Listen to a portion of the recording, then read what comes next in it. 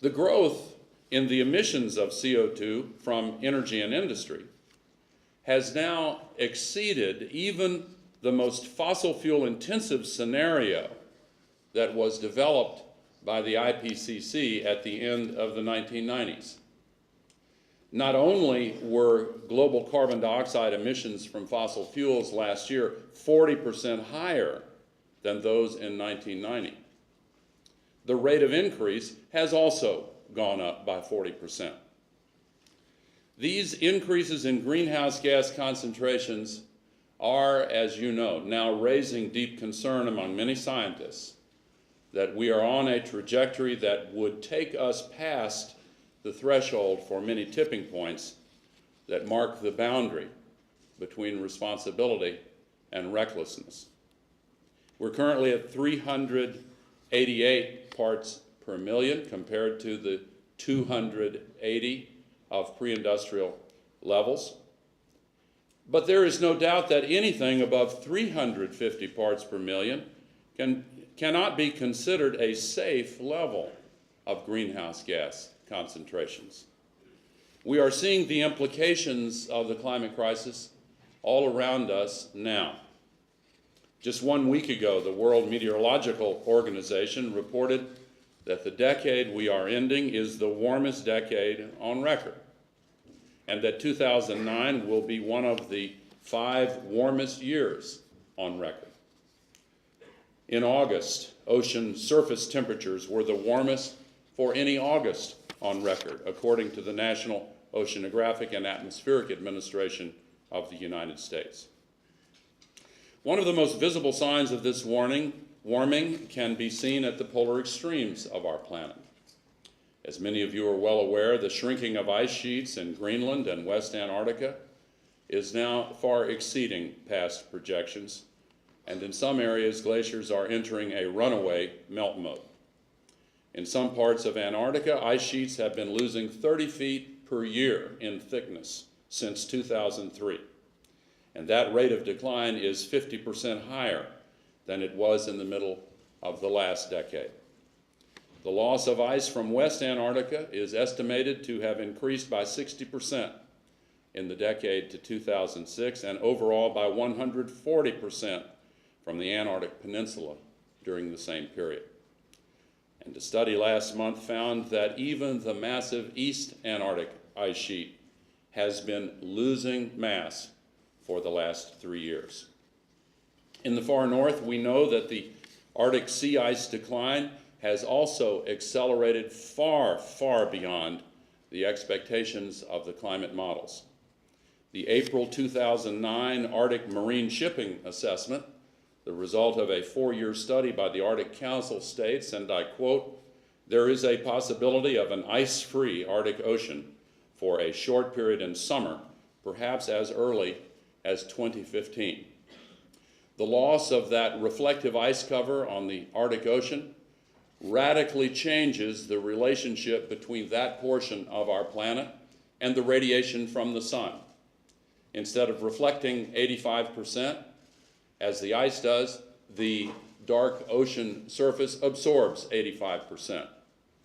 That phenomena is principally responsible for the far more rapid increase in temperatures in the Arctic compared to the rest of the world. And the scientists warn us that this is already beginning to lead to the thawing of the frozen permafrost around the Arctic Ocean, which contains vast amounts of frozen carbon and frozen methane in the tundra and in the shallow sea areas. Were it to be released, over time it would cause a vast increase in the quantity of global warming pollution in the atmosphere. Chris Field from the Carnegie Institution for Science says that the IPCC has underemphasized the carbon stocks in the soil, permafrost, and plants. The permafrost alone, this study shows, contains 1.7 trillion tons of carbon, more than twice the estimate of only 2 years ago. Mountain glaciers all around the world have now been in retreat for 18 straight years, with glaciers from the Andes to Alaska and across the Alps shrinking as much as 3 meters, a rate twice as fast as a decade ago.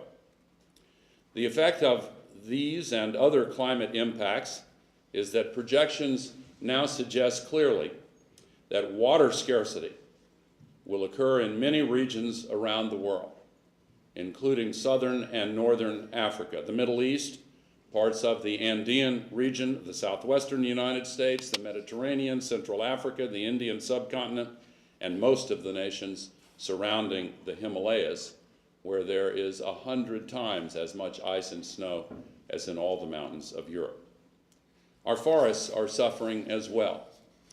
Tree mortality in North American old-growth forests has doubled in the last half-century, primarily due to climate change. New data from the United Kingdom's Met Office shows that even a global cessation of emissions by 2050 could lead to the loss of up to 40% of the Amazon rainforest. In the face of effects like these, clear evidence that only reckless fools would ignore, I feel a sense of frustration, as I'm sure many of you do, at the inability of our political systems to make bold commitments, even when all of this evidence shows the need for urgent action. It has been 150 years this year since the great Irish scientist John Tyndall first discovered that CO2 traps heat, the same year the first oil well was drilled in Pennsylvania. It has been 21 years since the peak of public concern about global warming in 1988. It has been 17 and a half years since the Earth Summit in Rio de Janeiro. It has been 12 years since Kyoto. We've been at this a long time.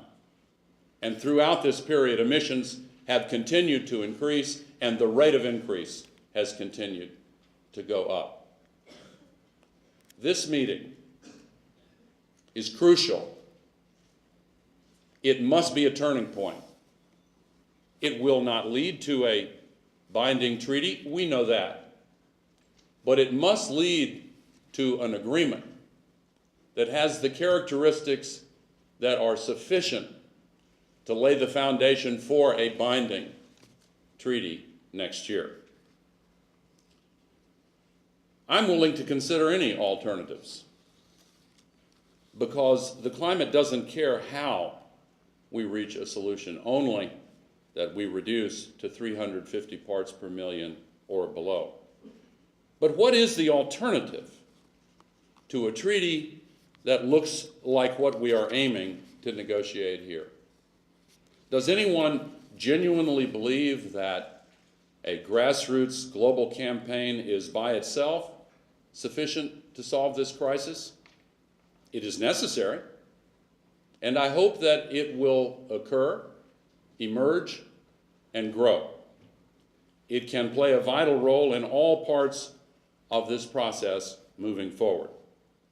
But the end result must be a treaty that is based on the scientific evidence facing us and not merely on what is convenient and easy.